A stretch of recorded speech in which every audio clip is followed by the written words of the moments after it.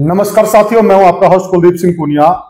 साथियों, आप सबको मालूम है विधानसभा चुनाव की तारीखों का ऐलान हो चुका है और जैसे ही विधानसभा चुनाव की तारीखों का ऐलान हुआ, हर कोने से किसी न किसी प्रत्याशी का नाम उभरकर सामने आ रहा है।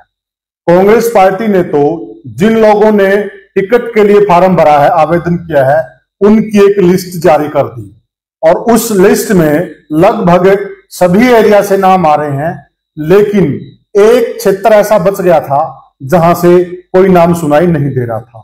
लेकिन आज उस क्षेत्र से भी एक नाम आ गया, उसकी भी हम चर्चा करेंगे। और सबसे पहले मैं आपको परिचय करवा देता हूं इंद्रपाल चाहर, जिसे आप जानते हैं कि वरिष्ठ पत्रकार और राजनीतिक विश्लेषक हैं। इंद्रपाल जी, आपका स्वागत है। धन्यवाद कुलदीप भाई। इंद्रपाल जी, सबसे पहले तो आप दर्शकों को यह बता दीजिए कि कितने लोगों ने कांग्रेस पार्टी के टिकट के लिए आवेदन किया है। कुलदीप भाई, हल्का उकलाना की अगर बात करें जी, तो जिस प्रकार का प्रदर्शन कांग्रेस पार्टी का लोकसभा चुनाव में रहा है, 5 सीटें कांग्रेस ने जीती हैं, तो उसके बाद कांग्रेस नेता मान रहे हैं कि कांग्रेस पार्टी की काफी हवा हरियाणा में हो गई है। अच्छा। और अच्छा प्रदर्शन कांग्रेस पार्टी कर सकती है। बिल्कुल। इसी बात को ध्यान में रखते हुए उकलाना विधानसभा क्षेत्र ने 57 नेता या नेत्रियों ने अपना आवेदन कांग्रेस पार्टी के लिए भेजा है और 57 नेता नेत्री कांग्रेस टिकट की चाह उकलाना विधानसभा क्षेत्र से रख रहे हैं जी। अगर इनमें मुख्य की बात करें, इनमें तो मुख्य कौन कौन? कुछ तो ऐसे हैं जिन्होंने एक फॉर्मेलिटी के तौर पर अपना आवेदन किया है, ये हमेशा होता आया है। मुख्य 80 सीट पे ज्यादा हो जाता है, ज्यादा फीस कम। और एक कारण ये भी है कुलदीप भाई, हो सकता है कि 2024 के चुनाव के बाद जो अगला चुनाव है इसमें परिसीमन लागू हो जाए, आखिरी चुनाव के तौर पर भी देख रहे हैं नेता किस्मत आजमाना चाह रहे हैं। तो इसमें सबसे बड़ा नाम है नरेश सेलवाल का। अच्छा। जो 2009 में उकलाना विधानसभा क्षेत्र से विधायक बने। अच्छा।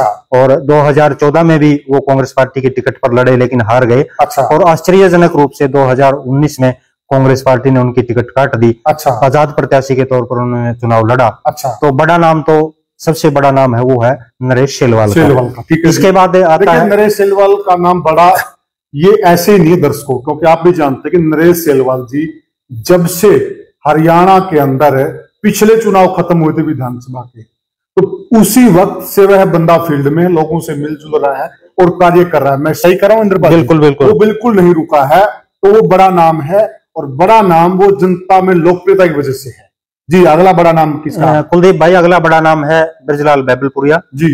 इन्होंने भी हजंका की टिकट पर उकलाना से चुनाव लड़ा है। बिल्कुल। और हिसार जिला परिषद के चेयरमैन ये रह चुके हैं। इस प्रकार इनको भी एक बड़े नाम के तौर पर हम देख सकते हैं। मेहनती भी है और काफी समय से लगे हुए हैं। बिल्कुल, नो डाउट। एक नाम आता है अजय खेड़ी वर्की का जी। इनका अगर मेहनत के हिसाब से देखें तो एक बड़ा नाम नहीं कह सकते, क्योंकि पिछले 5-6 महीने से ये सक्रिय हुए। लेकिन अगर इनके परिवार से जोड़कर देखें तो उकलाना विधानसभा क्षेत्र में इनका नाम है। इनकी माता जो राजवाला है स्वर्गीय हो चुकी हैं। बिल्कुल। उन्होंने हजंका की टिकट पर उकलाना से चुनाव लड़ा है। बिल्कुल। और वो भी जिला पार्षद हिसार से रह चुकी हैं। जो बैबलपुर का वार्ड है उसमें वो जिला पार्षद रह चुकी हैं। तो उनके बेटे ही हैं। उस नाते से भी मतलब एक विशेष नेता के तौर पर इनका नाम हम देख सकते हैं जी। ठीक बात है, क्योंकि परिवार इनका पहले चुनाव लड़ चुका, हल्का से सक्रिय रहा है। इनकी माताश्री चुनाव लड़ चुकी हैं, तो उस लिहाज से यह भी एक मुख्य प्रतिस्पर्धा प्रतिद्वंदी में आते हैं। कुलदीप भाई, एक मुख्य नाम आता है सुरजीत नागर का जी। सुरजीत नागर का भी मुख्य रूप से इसलिए आता है कि वो पंचग्रामी से आते हैं, पावड़ा पंचग्रामी से आते हैं। आजकल पावड़ा पंचग्रामी को पंचगामा खाप बोला जा रहा है, तो वो पावड़ा पंचगामा से आते हैं।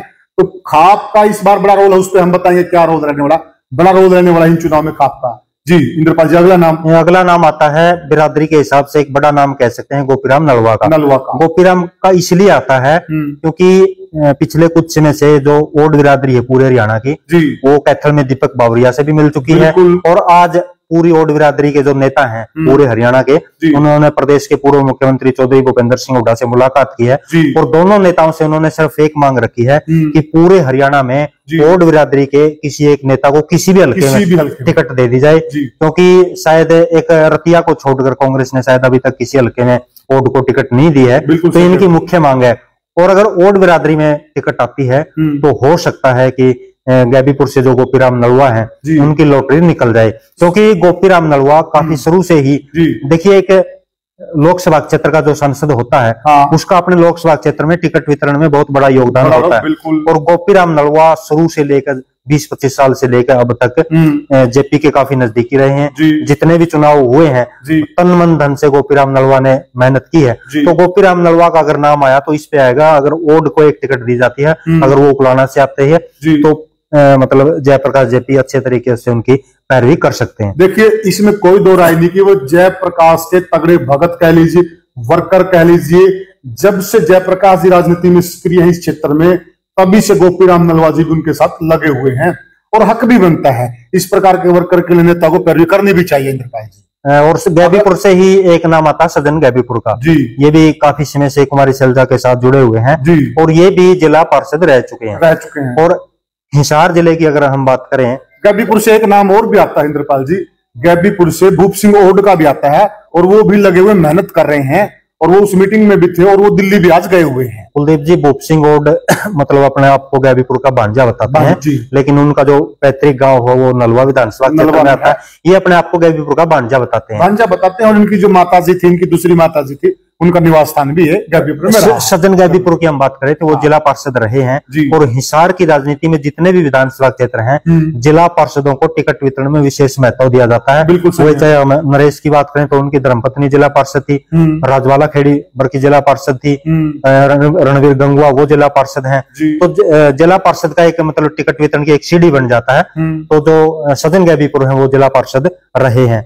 एक नाम है संदीप मतलोडा। अच्छा। वो 2-3 दिन से पहले इनका कोई महत्व नहीं था, कोई इनको लंबा चौड़ा जानता नहीं था, लेकिन 2 दिन पहले इन्होंने अपने गांव मतलोडा को इकट्ठा किया है और इसके बाद इनका नाम काफी चर्चा में आ गया है। इसके बारे में भी हम बात करेंगे। एक नाम आता है मास्टर ईश्वर खेदड़ का। ये भी काफी समय से कुमारी सैलजा के साथ हैं और उकलाना विधानसभा क्षेत्र में सक्रिय हैं। खेदड़ से ही एक नाम और आता है बाला देवी खेदड़ का। ये 2019 में मतलब कांग्रेस प्रत्याशी उकलाना विधानसभा क्षेत्र से रह चुके हैं। और एक मुख्य नाम आता है श्रीमती नवीन किरमारा का। इनका भी जो नाम है वो जिला पार्षद के हिसाब से आता है, क्योंकि इनके परिवार में मौके पे जिला पार्षद है। अच्छा। तो ये भी एक उस नाते से कह सकते हैं कि इनका नाम टिकट की दौड़ में हो सकता है, दावा बनता है जी। तो ये तो साथियों हमने आपको मुख्य नाम बताया आपको। आज हम आपको, आप जानते हैं कि मैंने कहा था खापों का हम जिक्र करेंगे, वो इसलिए कि साथियों आपको मालूम है पिछली जो हरियाणा की राजनीति रही है, उसमें खापों का बड़ा दखल रहा है। खापों के अंदर वह ताकत है, खापें बिल्कुल सरकार के द्वार पर दिल्ली में जाकर बैठ गई थी और सरकार की चूल्हे हिला दी थी और आखिर में सरकार को खापों के आगे झुकना पड़ा और जो खापे कह रही थी उनकी बात माननी पड़ी। खापे हरियाणा के अंदर बहुत मौजूद है, पूरे उत्तर भारत में भी हम कह सकते हैं, इसमें कोई दो राय नहीं है। तो पंचगामा खाप से नाम आ रहे थे, लेकिन एक खाप और हल्का में पड़ती है, उस हल्का उकलाना में पड़ती है, सेम नाम है, वो भी पंचग्रामी है, ये भी पंचग्रामी है। यह है पंचग्रामी। 14 गांव खाप हैं, इसमें करकपुनिया और मतलोडा भनबोरी सारा क्षेत्र आता है, दानाखेड़ा सरसाना 14 गांव हैं।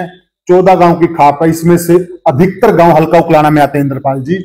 और इस खाप से कोई नाम, लगभग कोई बड़ा नाम या मुख्य नाम नहीं आ रहा था। अभी संदीप जी सक्रिय, उन्होंने मतलोडा गांव को इकट्ठा किया है। तो आप क्या मान के चलते हैं कि इसमें इनका दावा किस प्रकार से बनता है?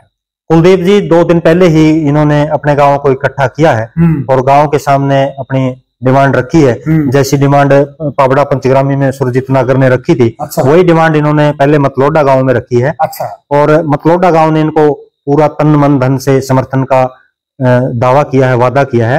और ये निर्णय हुआ है कि एक गांव मतलोडा में एक कमेटी का गठन किया जाए, जिसमें मतलोडा से 36 बिरादरी के व्यक्ति हों। अच्छा। और ये कमेटी पूरी पंचग्रामी के 14 गांवों में जाएगी।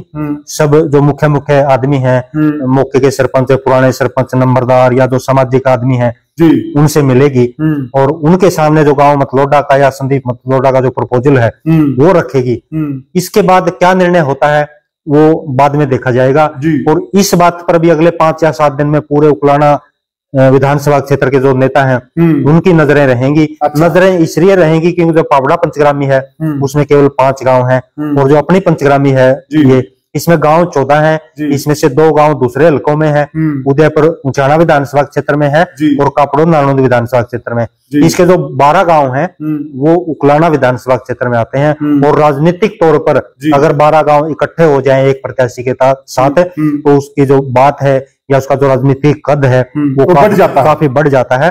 और कई बार जब कई बार खापों ने मतलब डिमांड की है टिकट की, तो जो हाई कमान है कोई भी पार्टी हो उसने उन पर विचार किया, टिकट मिली या ना मिली, मतलब हाई कमान की नजरों में वो जरूर रहा है।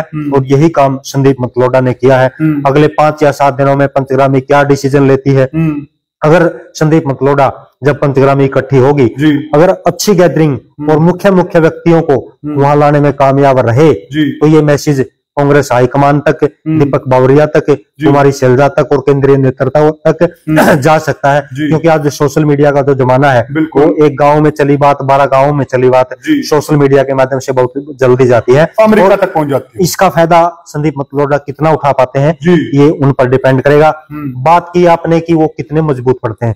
देखिए कुलदीप भाई, 12 गाँव की हमने बात की, तो 12 गाँव अगर साथ लग जाते हैं तो सबसे पहले अगर हम देखें कि वोट कितने हैं इन गांव के, 12 गांव के, मतलोडा गांव है बहुत बड़े गांव में आता है, 5684 मत गांव मतलोडा में है।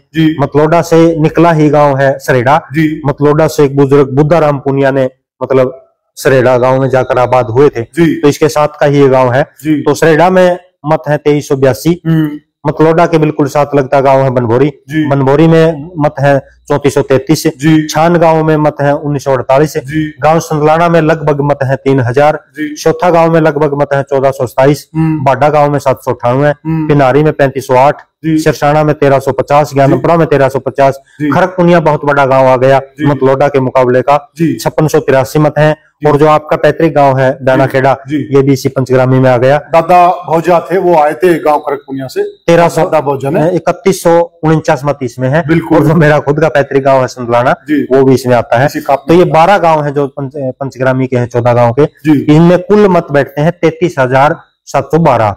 और इसके बाद अगर कोई खाप इकट्ठी होती है तो उसका सहयोग करने के लिए आसपास के चौगर्द के जो गांव हैं वो भी फिर अगर किसी प्रत्याशी को टिकट मिलती है तो वो साथ दे देते हैं। अब मिलते गांव डाड है, बदावड़ है, इनके साथ सारा बदावड़ उकलाना की राजनीति में हमेशा ही टर्निंग पॉइंट रहा है, बड़ा गांव है। तो इसमें 6200 के आसपास लगभग मतदाता है। डाड गांव की बात करें तो 2404। तो दूसरी तरफ मतलोडा के लगता है खरकड़ा, खरकड़ा गांव में भी 2850 मतदाता है। बोबुआ भी मतलोडा का ग्वांडी गांव आ गया, बड़ा गांव है चहल गोत्र का, तो यहाँ भी 4130 मत है। हसनगढ़ भी बड़ा गांव है, 4809 मत है, ये भी मतलोडा के बिल्कुल पास लगता है। और मतलोडा के पास एक गांव लगता है कुंभा, यहाँ से है 1692 मत। तो कुल मिलाकर जो पंचग्रामी के आसपास के गांव है 5 है, इनके मत बनते हैं 22,085। अगर इन दोनों मतलब मतों को हम मिला दें पंचग्रामी के और आसपास के ग्वांडों के, तो लगभग 55,000 के आसपास, 55-56,000 के आसपास ये मत बैठते हैं। और उकलाना विधानसभा क्षेत्र में जो मतदाता हैं वो लगभग 2,13,000 मतदाता हैं। तो मोटा मोटा ये आप कह सकते हैं कि अगर ये गांव है चौथा हिस्सा है जो पूरे उकलाना विधानसभा क्षेत्र का है, ये वो लेकर चल सकते हैं अगर पंचग्रामी ने उनका साथ दिया तो। तो साथियों, जैसा कि इंद्रपाल जी ने बताया कि लगभग 60,000 वोटों का आंकड़ा बैठता है इन गांव में, और 60,000 वोटों के आपस में ताल्लुकात हैं, भाईचारा है, आना जाना है, सारी चीजों में, गमी में, शदी में, तो एक दूसरे से वो प्रभावित हैं। और अगर यहाँ से एक नाम तय होता है तो बहुत मजबूत नाम हो सकता है और उसकी पैरवी आगे भी अच्छे ढंग से की जा सकती, इसमें कोई डर है। तो इंद्रपाल जी, ये तो हुआ कि खापे इस प्रकार से कर सकती हैं। क्या इतिहास में ऐसी कोई घटना है या ऐसा कोई प्रत्याशी रहा है जिसने खापों के दम पे जीत दर्ज की हो? देखिए, अपनी पंचग्रामी की अगर बात करें तो 1977 के परिसीमन से पहले जो ये पंचग्रामी थी नारनौंद विधानसभा क्षेत्र में आती थी। बिल्कुल। और नारनौंद विधानसभा क्षेत्र में इस पंचग्रामी से जो गांव छान से बहुत दिग्गज नेता रहे हैं, चौधरी जोगिंदर सिंह जोग, मंत्री भी रहे हैं हरियाणा सरकार में। बिल्कुल। तो 1977 से पहले 2 जीत उन्होंने कांग्रेस पार्टी की टिकट पर दर्ज करी है।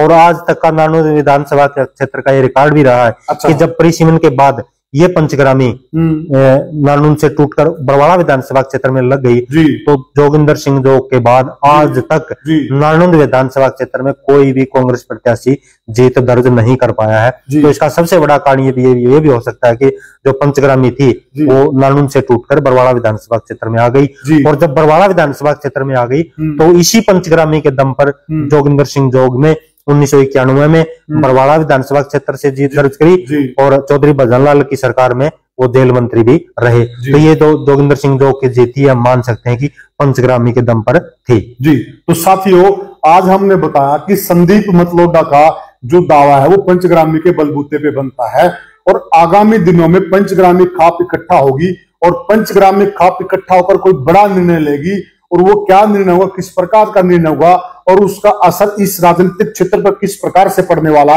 वह सारी चर्चा भी हम आपके साथ करेंगे।